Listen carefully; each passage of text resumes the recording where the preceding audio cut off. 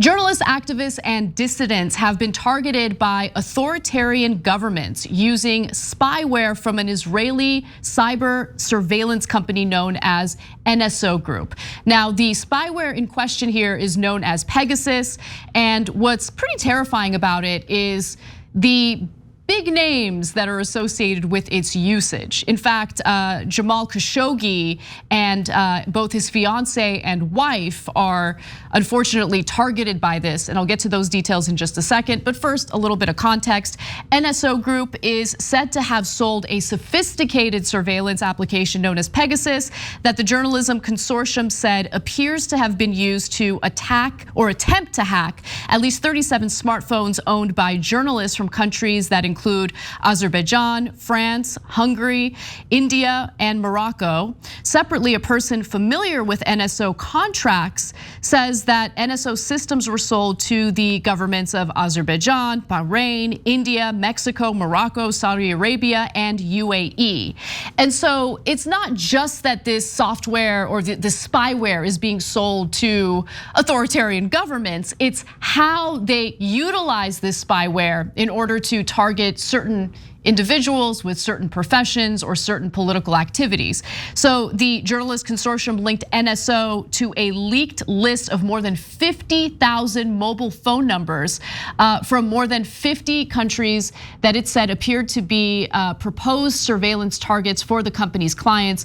The alliance said the list contained the numbers of hundreds of journalists, media proprietors, government leaders, opposition politicians, political dissidents, academics, and rights campaigners. So as you can imagine, this is not good news by any means for anyone who speaks truth to power, really, especially when the content or the critique is specifically toward authoritarian regimes. Now, I want to go to this video that The Guardian put together to give you an idea of just how invasive this spyware really is. Let's watch. It can access every message you've ever sent. It can access every message you've ever received. It can access every photo, every video, every email. It can turn on your microphone. It can turn on the microphone even when you're not using a phone call and just record what you're doing in the room. It can turn on your camera. It can record what's on your screen. It can access your GPS. It can monitor your location. And it can do all of this without you ever knowing. If you are someone who thinks that you're safe because you use WhatsApp, which is end-to-end encrypted, or you use Signal, it really is meaningless once that Pegasus is on your phone. Pegasus can infect both iOS and Android while remaining virtually undetectable. So one of the ways that Pegasus will attack your phone is through what's called a zero-day vulnerability. This is a vulnerability that the phone's manufacturer doesn't yet know exists. And I just want to reiterate something that was implied in that email. I'm sorry, in that video. Pegasus can steal a phone's content and turn on its microphone for real-time monitoring, according to cybersecurity experts. So Woz, I want to bring you in because there have been some names listed in the reporting on the story. You have Jamal Khashoggi's wife, Jamal Khashoggi's fiance, both being targets of this spyware. Clearly, the Saudi government with Saudi royal or Crown Prince Mohammed bin Salman targeting Jamal Khashoggi is an important component of that. But I wanted to get your thoughts. There's a lot of backlash toward the Israeli government for approving the exporting license necessary for this Israeli-based company to sell the program to authoritarian governments. Do you think that that's where the ire should be directed? Not really.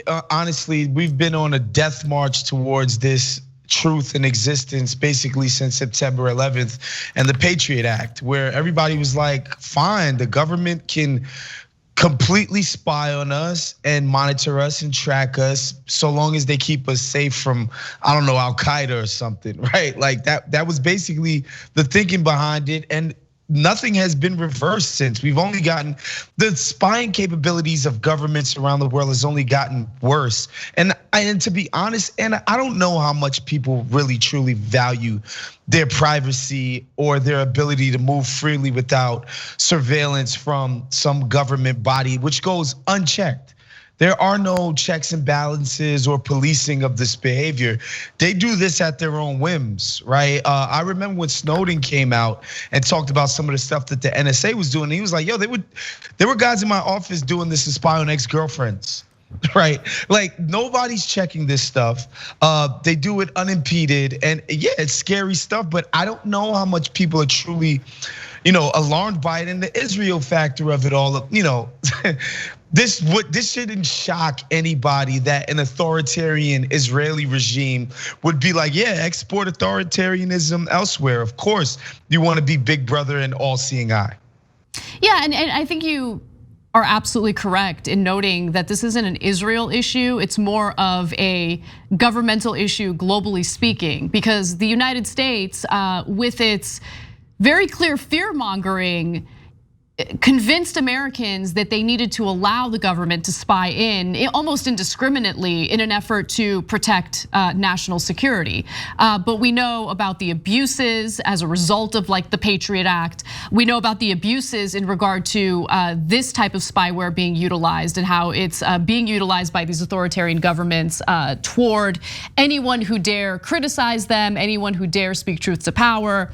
But I wonder, do people really care or not care about this? Because I don't think most people are fully aware of just how widespread this kind of spying really is. And I think most people are under the assumption that, well, I'm not really someone who stirs the pot. I'm not someone who's involved in any type of political activism or journalism.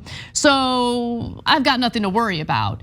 But once you allow the government to encroach on your civil liberties like that, anyone can be a target, really. And it undermines the point of a democratic system, right? Now, when we're talking about Saudi Arabia or some other country like that, obviously we're not having a discussion about democracy. But in the United States, where we still pretend as though we're a fully democratic society and everything is all hunky-dory, we've given the government so much power in terms of encroaching on our civil liberties, spying on our actions, and using the excuse of protecting national security to do it. Yeah, and I don't want to get too crazy conspiratorial here, but let's just understand that this information is out there on us and the government has it, and they could give it to whoever they want theoretically. There's nothing stopping them from selling it to, say, some moneyed interest that says, yo, I got a problem with a guy. Can you give me his phone record of the last 20 years? They can do that. They can do this. They can give it to whoever they want. So even if it's not the government encroaching on your privacy and doing something terrible, private interests could get their hands on this kind of information and use it against whoever they want, however they want. That's the scariest part about this. That's why you want to prevent this kind of collection from even happening, because once it exists, that means anybody can get their hands on it, right? And I think what the Snowden thing revealed was that, no, you don't have to be some flamethrower, some rabble rouser to end up on one of these lists. You can do the smallest thing that triggers them to be like, all right, we're watching them now. All right, we're storing all their data on some server in Utah somewhere. That is the scariest part to me. Right, and okay, you just brought up corporations, because yes, there's the government side of things, but there's also the fact that major US corporations engage in data mining with the sole purpose of selling your personal information to third parties. That's part of the reason why there are data brokers online where you can search anyone's name and you'll find personal information on them. Phone numbers, addresses, all of that stuff is out there. It's really easy to obtain. And it's because every time you make a transaction online, let's say you're purchasing something from an online store, you're inputting all of this personal information with the assumption that that information will remain with that company, it's not gonna be sold. But oftentimes it does get sold to third parties. That's the other way that these companies make revenue. So you have the government spying in and collecting personal information and data on you. You have corporations who not only do the data mining themselves, but sell it to third parties for profit. So all of these issues, I know we're talking about a few different things, but when you really think about it, all of this stuff goes above and beyond in encroaching and violating our privacy rights, our civil liberties. And I feel like most Americans, you're right, have kind of been asleep at the wheel since 9/11 in regard to this kind of behavior. And I like I actually do enjoy not being on surveillance. Like I enjoy being able to like go somewhere in nature and not have to worry about someone pulling out a cell phone and filming me randomly. Like all of this surveillance is happening simultaneously, whether it's by ordinary citizens who like have their phones out ready to record any type of controversy, the government doing it through spyware or through other means, and corporations collecting your data as well and selling it to third parties. I mean, this has become so extreme, and I think that this kind of stuff certainly deserves criticism. But for those who have problems with, let's say, the US government engaging in spying, the federal government engaging in spying, I think the same criticism should be applied to, let's say, local governments, or let's say the state legislature in Florida demanding that teachers get spied on to ensure that they're not teaching kids critical race theory. I mean, there's always some excuse, there's always something to fearmonger about in order to manufacture consent for these civil liberties violations, but they're taking place. And I don't know, maybe we've gone too far at this point that we can't roll it back, but it does intimidate people from being able to speak out and speak their minds when they do see injustice perpetrated by the government.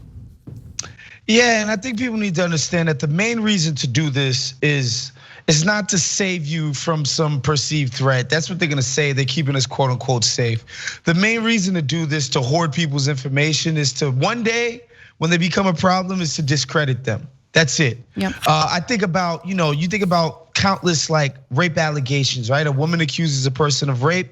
That person's defense says, well, this person slept with 20 other people, therefore they could not have been raped. It's just to discredit them. And once you have access to people's personal, private information, I don't think we realize how much our phones know about us. Like they know everything about us. That's just leaves the door open for some bad actors. Whenever the case may arise, it doesn't have to be that you're, uncovering Watergate, right? Or that you're, discrediting the Saudi Arabian royal family or whatever. It doesn't even have to be that deep. It could be something else. And if people who have means and have power can find a way to discredit you and to make you unreliable, make you somebody who doesn't deserve respect or dignity because of some private information they have on you, that's what people need to be thinking about. Absolutely. NSO, the company that's behind the spyware, denies everything that's been reported. I mean, that's it. They just say, no, this is outrageous, we deny it. Take that for what it is, but I'm gonna go ahead and go with what the journalists are saying and the investigative reporting that's been taking place on this very topic since going back to December of 2020. This has been a developing story, so happy to share it with you guys. It's just really scary stuff. Unfortunately, this is happening all around the world by governments that don't have good intentions.